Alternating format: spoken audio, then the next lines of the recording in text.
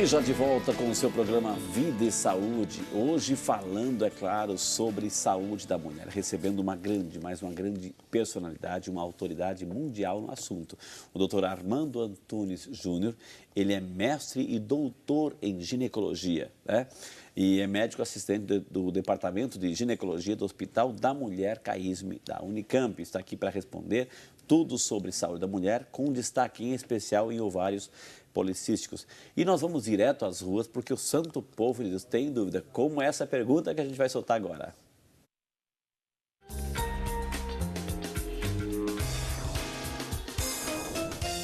Sou a Nelly. Quando a mulher com ovários policísticos chega à menopausa, os problemas desaparecem? Muito bom, doutora, assim, muito bem essa pergunta da Nelly. Vamos recapitular um pouquinho, doutora, assim, o que é um ovário policístico e menstruação, ovário policístico e menopausa, né? Para a gente entender, tem muita gente chegando agora e fazendo novamente essa pergunta, doutor, né? Então, eu acho que é importante novamente entender o que é essa síndrome, né? Que não é simplesmente ter múltiplos folículos, múltiplos cistos no ovários, né? Então, é um conjunto de sintomas, né? A gente, então, diz que precisa ter 3 dessas características, pelo menos 2 dessas 3 características que eu vou citar, para você caracterizar essa síndrome. Primeiro, é a presença de múltiplos folículos no ovário, visto pela ecografia, tem que ter pelo menos 12 ou mais. O que é um folículo? São feridinhas? Não, folículos são os folículos que já existem na mulher, no ovário da mulher, desde que ela é embrião. Né? E que por ocasião da puberdade, da primeira menstruação, a partir da primeira menstruação, vai havendo maturação, né, desses folículos que levam à ovulação. Né? O que acontece nessas mulheres? Por uma disfunção endócrina, né, esses folículos eles não chegam à maturidade, não há rotura do folículo, não acontece a ovulação e há um acúmulo desses folículos na superfície do ovário. E isso leva à falha menstrual, à ausência da menstruação ou menstruações esparsas, né, com intervalos muito longos. Só que isso não é suficiente para caracterizar a síndrome. A paciente também ela deve ter características clínicas que demonstram um aumento da ação de hormônios masculinos, hormônios androgênicos, que é oleosidade excessiva da pele, presença de acne, espinha, aumento de pelos, né, no corpo, em regiões onde normalmente não existem, na auréola mamária, na região do mento, e sinais também laboratoriais, que você pode dosar esses hormônios masculinos que estão elevados, né? Então, não é só a clínica, né, com acne, com aumento de pelos, mas também você pode dosar. E grande parte dessas pacientes, como eu falei, também são obesas, né? Cerca de 50%. Né? O que leva também, como eu expliquei, o aumento da insulina e da glicose circulante. Então, essas pacientes têm uma resistência à insulina. A insulina não consegue atuar nos órgãos periféricos, principalmente nos músculos, no tecido gorduroso, no fígado. Então, essa paciente é uma paciente de risco para desenvolver hipertensão, diabetes no futuro e problemas cardiovasculares. Agora, e os tratamentos, doutor? Quais são os tratamentos? É cirúrgico, são cirúrgicos? Como é que é? O tratamento cirúrgico para os ovários policísticos praticamente foi abandonado. Já existiu há décadas atrás, mas devido à eficácia do tratamento clínico, praticamente o tratamento cirúrgico foi abandonado. O tratamento clínico depende muito de qual é o objetivo da paciente. Se a paciente é desejosa de engravidar, ela se casou, está desejando uma gravidez, você pode usar drogas que estimulam a ovulação, né? E existem um arsenal de medicações aí que podem ser usadas, né? Esquemas os mais variados possíveis e que normalmente você consegue uma resposta satisfatória. Existe um medo muito grande da paciente que nos chega com esse diagnóstico, né? Falaram para mim que eu não vou conseguir engravidar com ovário policístico. Isso é um mito. Assim, você pode ter que ajudar, né? Como eu estou falando, né? Utilizando, lançando mão de drogas aí, indutoras de ovulação, mas não quer dizer que ela nunca vai engravidar, ela pode engravidar sim.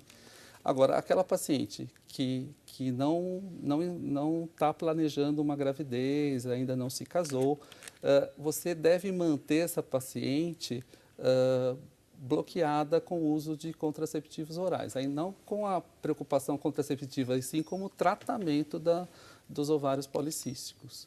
Tá? Porque essas pacientes, como ela não ovula, ela deixa de produzir um hormônio feminino que é a progesterona, né? Que ela só é produzida depois da ovulação. Então, essa paciente ela pode ter uma ação somente do estrógeno, que é um dos hormônios femininos. E isso, a longo prazo, ela pode ter uma maior predisposição a desenvolver câncer do endométrio, por exemplo. Então, enquanto essa paciente não deseja engravidar, o ideal é mantê-la usando um contraceptivo oral, que vai melhorar também a ação dos hormônios androgênicos, dos hormônios masculinos. Então, o uso do contraceptivo vai melhorar a pele, essa distribuição, esse aumento de pelos, redução da acne. Como forma de tratamento. Como forma de tratamento. Tratamento, né? Muita gente que está em apologia aqui, entendeu esse método, mas é como forma de tratamento. Inclusive, existem contraceptivos que atuam melhor, né, nessa redução dos efeitos androgênicos, né, dos efeitos desses hormônios androgênicos que estão aumentados nessa síndrome. É por causa dessa presença do hormônio feminino. Sim. E em algumas situações, no caso da hiperinsulinemia, isso vai depender de cada caso e deve ser avaliado. Pode até lançar mão também de antidiabetogênicos aí oral, como já houve uma pergunta aí sobre o uso da metformina, às vezes também é utilizado.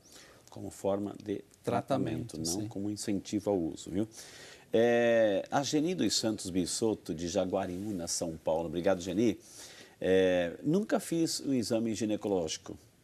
Eu tenho possibilidade de ter alguma doença? Eu nunca fiz. Pergunta a Geni. É obrigação fazer? É obrigação ir no ginecologista? Pergunta a nossa amiga Geni, doutor. Qual a idade? Não diz aqui, né? Não diz aqui. Eu acho que assim, é mandatório, né? É obrigatório a consulta ao ginecologista, porque felizmente nessa especialidade nós podemos fazer a prevenção de muitas doenças malignas, né? Que simplesmente numa consulta, né? Colhendo a citologia oncótica, a gente está fazendo a prevenção do câncer de colo uterino, dependendo da idade da mulher, se ela estiver acima de 40 anos, né, solicitando mamografia, você também está fazendo aí a prevenção do câncer de mama, principalmente se essa paciente tiver antecedentes familiares, parentes próximos com câncer de mama. Às vezes a gente até antecipa, né, essa avaliação mamográfica. Então, acho que indiscutivelmente uma avaliação anual com um ginecologista realmente é obrigatório. Doutor, que situações e casos e situações. A Salma Nessi da Silva, Salma ou Selma, né? De Frei Miguelinho, lá em Pernambuco. Obrigado, Selma, que Deus abençoe, viu? Ela fez uma cirurgia de retirada do cisto e ovário, faz mais ou menos, faz um mês mais ou menos, ainda sentindo muitas dores, e seu médico informou que a cirurgia estava pouco inflamada e passou por novos antibióticos e remédios para a dor. Porém, não ajudaram o alívio das dores e nos incômodos. É normal, pelo pouco tempo, ela ainda deveria estar com essas dores, ou já pelo tempo, mais ou menos uns 3 meses, um mês mais ou menos, um mês já deveria ter desaparecido. É a Selma, lá de Frei Miguelinho, Pernambuco, doutor. Um mês ainda é bastante recente, é uma cirurgia recente. Cabe de novo aquela observação do tipo de cirurgia que foi feita, ela não relata, né, se foi laparoscópica ou não, mas um mês eu considero um período ainda que pode ocorrer dores. Às vezes, se foi uma cirurgia aberta por laparotomia, como corte de cesárea, pode ter, às vezes, infecções da parede, da pele, do tecido subcutâneo. Então, um mês ainda está dentro do esperado aí para algum quadro doloroso. A Jussara Coelho. Um beijo, Jussara. Deus te abençoe, viu? A Jussara fala assim: Frei Rinaldo, eu sou telespectadora assídua desse programa, não perco por nada. E tenho 12 anos, olha só, 12 anos, né? Ela sente cólicas menstruais dolorosas demais, né? Já foi ao médico, fez ultrassom e não acusou nada. O que pode ser, né, todo mês um sofrimento, tem mês que não aguenta nem ir ao colégio. É a Jussara Coelho, de Juazeiro da Bahia, que está acompanhando o programa, assim, 12 anos, doutor. Daí, como é que a gente pode ajudar essa pobre alma aí? Infelizmente, a cólica menstrual é algo fisiológico.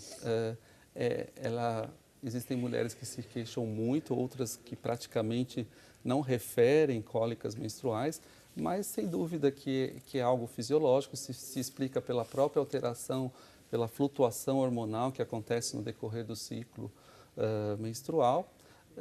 A forma de atenuar essas cólicas é lançando mão de anti-inflamatórios, no período, às vezes você começa até no período que antecede a menstruação para tentar amenizar já essas cólicas. Pode ser, isso acontece muitas vezes, que no decorrer dos próximos tempos, aí dos próximos meses, anos, que essa cólica venha a se atenuar ou até desaparecer, né? Vamos lá para Santana do Paraíso, Minas Gerais. Quem representa essa maravilhosa cidade é a Aparecida Leonilda de Oliveira. Dona Aparecida, um beijo no seu coração, viu? Diz ela assim: eu menstruei com 15 anos e já estou na menopausa precoce. Tenho 45 anos. Os sinais da menopausa começaram com 41 anos. Isso pode ser prejudicial? O que leva uma mulher a ter menopausa precoce? E se eu tomar hormônios, poderia voltar a menstruar? E mesmo não menstruando, poderia engravidar? Ainda não sou mãe, pergunta aí a nossa amiga Aparecida, doutor. E daí, o caso dela? Ela parou de menstruar aos 41 anos, foi esse? Isso, não tem 45 anos e os sinais da menopausa começaram com 41 anos, né? Uhum.